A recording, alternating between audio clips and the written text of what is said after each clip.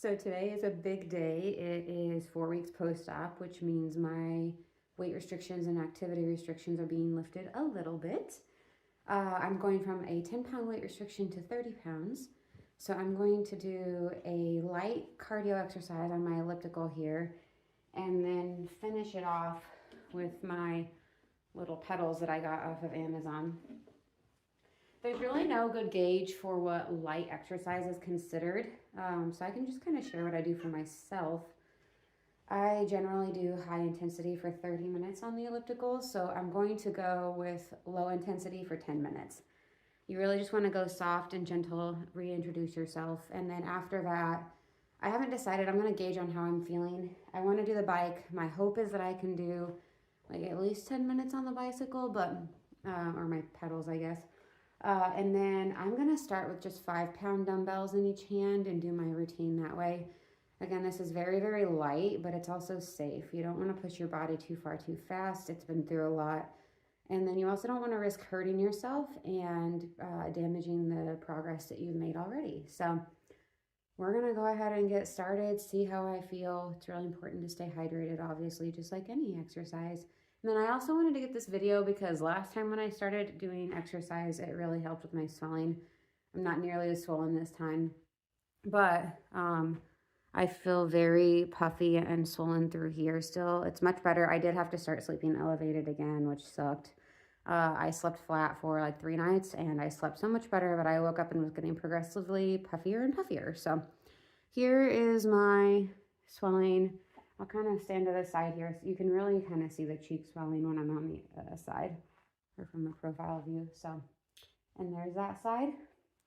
So let's see how a little bit of cardio does for my swelling, and hopefully I'll get some good little exercise endorphins too.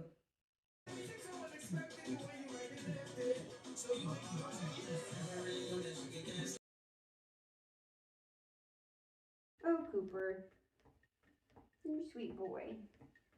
You sweet boy, Cooper. You need to do some cardio.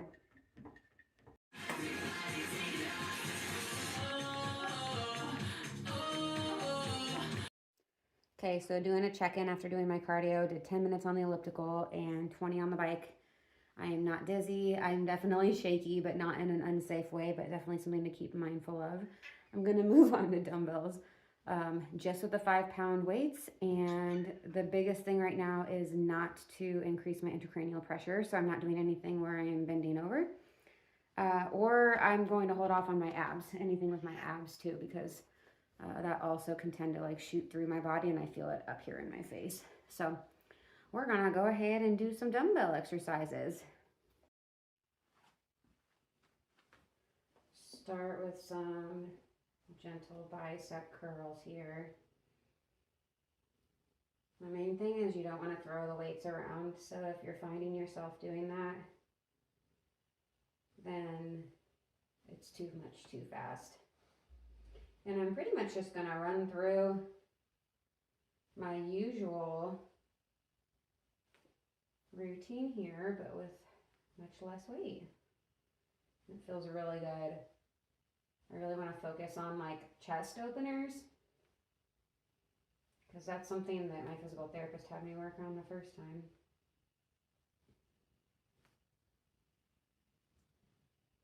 And you can be, even though you're not wanting to do abs, because of, see me shaking already, guys? You don't want to do abs to increase your intracranial pressure. You can still engage your core when you're doing stuff like this.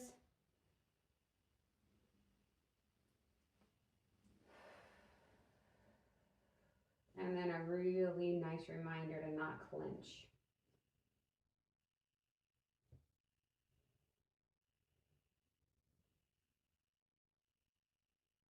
And I'll probably just do 3 rounds of this and reevaluate how I'm doing.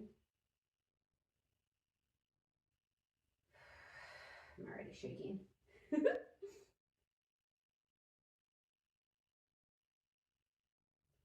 In recovery from anything, very important to compare yourself to the day before and the weeks before, not how you were prior to the surgery or the event, and not to anyone else. because this is your journey and that's how you can stay motivated.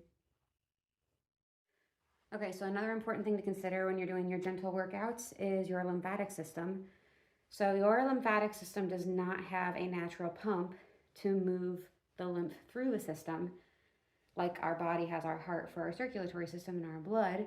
So the only way that our lymph moves is through our movement, and that's one of the things that's hugely impacted by immobility and surgery and post-op restrictions, is that lymphatic system doesn't get to drain. So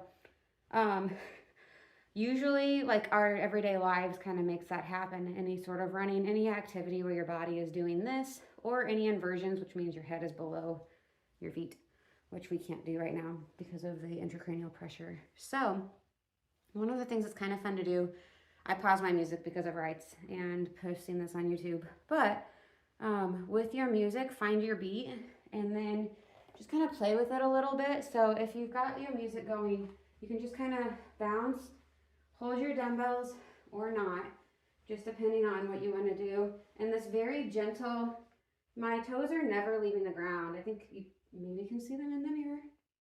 I'm literally just shifting my weight from one side to the other, just doing a little bounce. This is very, very low impact, and you can do it without the dumbbells too.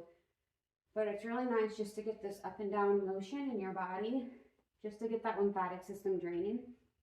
The other thing, when I said engage your core earlier, let me kind of show you what I mean. So anytime you're doing any of these movements, it's natural to want to pop your butt out.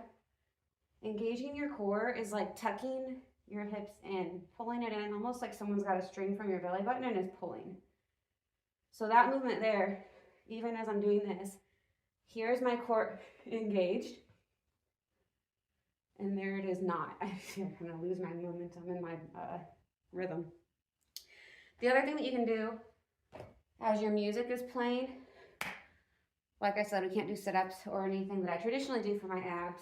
One thing you can do though, shift your weight to one leg, take your other foot and go up on your toe. And then just very gently, with your core engaged. So the goal is to really feel your abs moving here.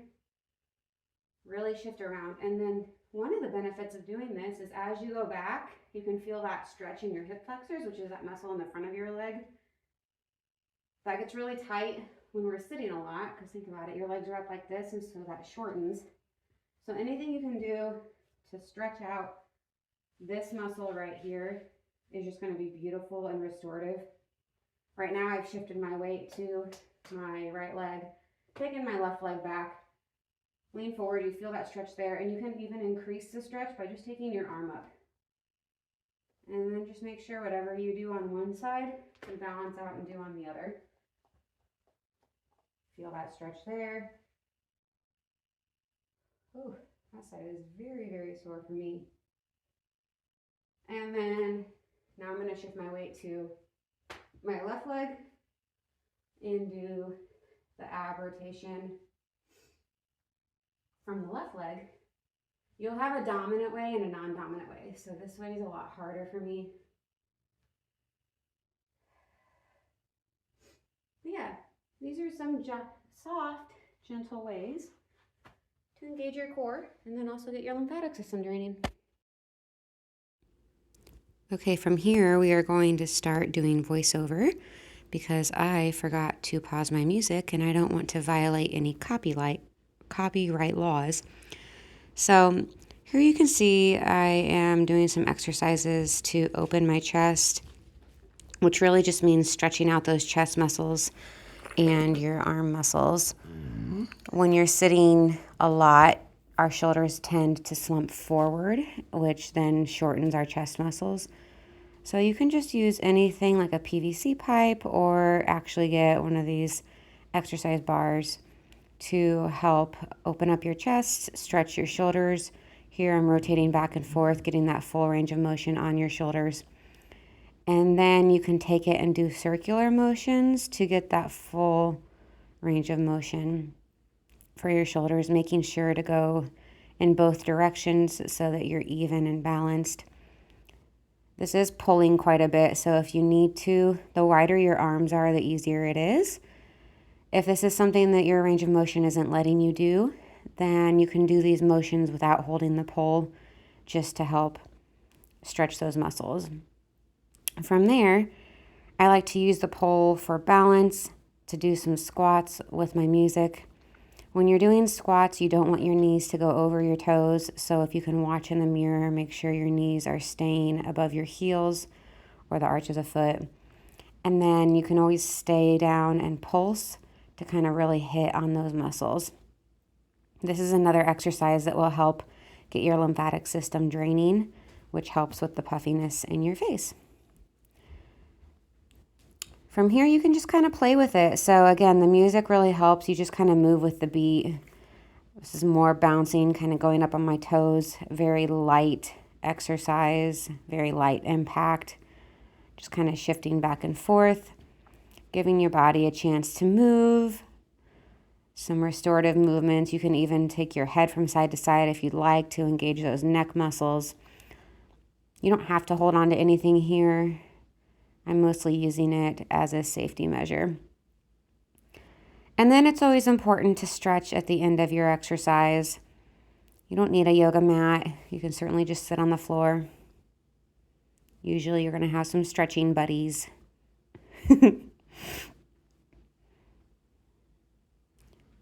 Main thing here is to be mindful of that intracranial pressure. So if you start to feel that head rush or pressure in your face with any of the stretches that you're doing, back off and change what you're doing. So from here, I was stretching my sides and my legs at the same time. If this is too much of a stretch, you don't have to take your arm over your head. You can leave it in the front, and that way you have two arms to pet the cat that's in front of you. I learned in physical therapy that a stretch needs to be held for 20 seconds to reach maximum therapeutic value. Surprisingly, I did not feel a head rush when I did this stretch here, so that's why I held it and maintained it. Always staying balanced, doing both sides evenly and equally. Rotating, changing the stretch from stretching your side to primarily focusing on your hamstrings, which is the muscle on the back of your thigh and your calf.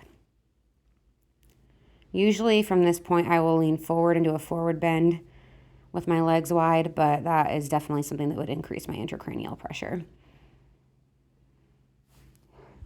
Going instead, placing my feet together, and then putting your hands behind your back, fingers pointed towards the back. This is stretching your wrist, your forearm, your chest, and then looking up will increase the stretch in your neck, which felt really good on my neck muscles.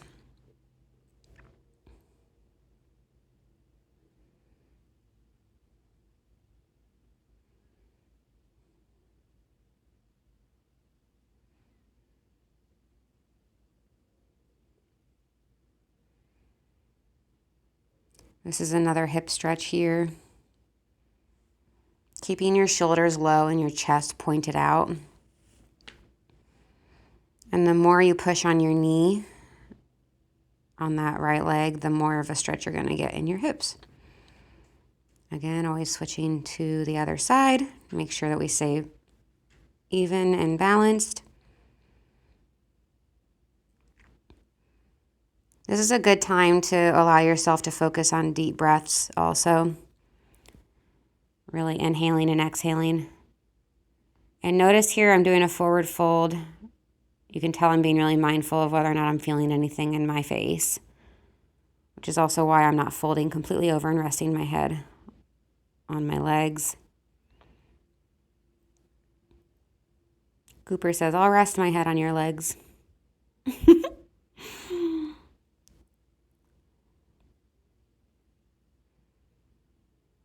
That stretch works better when you keep your toes pointed towards the ceiling. Laying on your back, taking some nice, big, deep breaths here.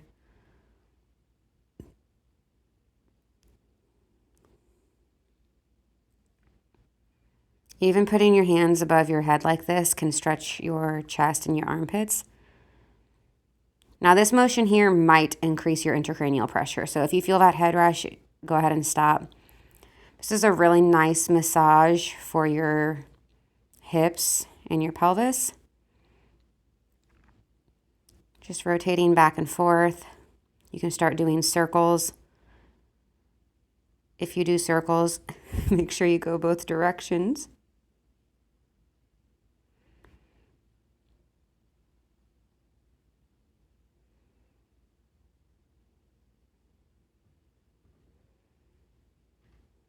And don't hold your breath here. And then this is called Happy Baby Pose in yoga. Another one I wasn't sure if it would increase my intracranial pressure or not. Thankfully, I didn't feel it. And this is a really nice stretch for your body. Rocking back and forth.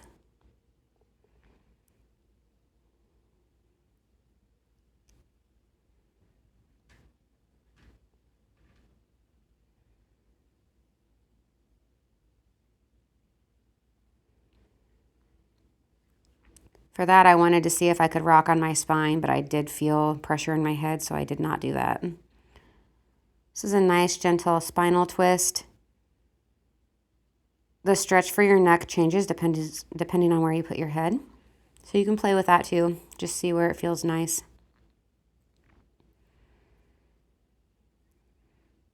Always inhaling and exhaling. Full deep breaths here.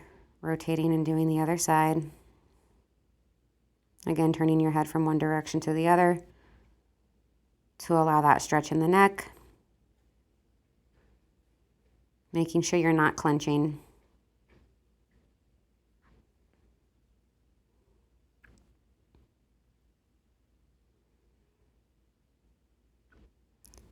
And then ending your practice with a deep breath and a bow of gratitude. Sending you guys love. And then here's my post-exercise photos to see how the swelling did improve just a little bit. Thank you guys. Have a good day.